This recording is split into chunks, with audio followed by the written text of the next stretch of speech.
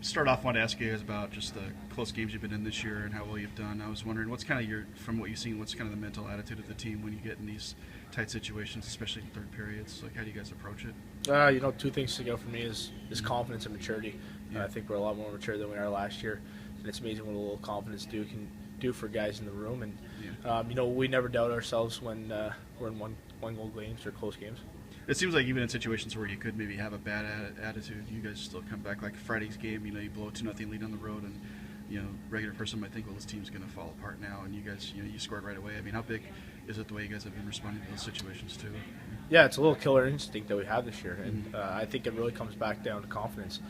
We've had some success early, and we've continued that on. As far as this league goes, I mean, with so many good teams, you kind of almost expect that there's going to be very few ECAC games where there's a team that clearly just dominates somebody in a game. I mean, you kind of expect a lot of tight games in this league. I mean, absolutely. That's college hockey to a T, and especially the ECAC.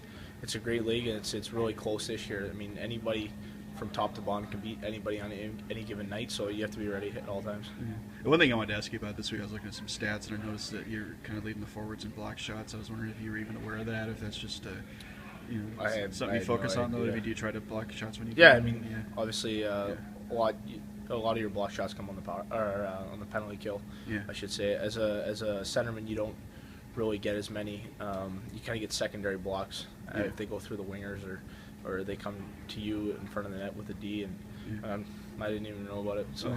How tough is it to do that, by the way, and not risk getting yourself hurt? Because obviously, if you're especially if you're diving down the ice in front of a slap shot or something. I mean, are you guys aware of trying to do it in a safe way, or do you not even think about it during games? You don't even think about it, to be honest with you. You just think about trying to block the shot and clear the puck down the ice on the PK.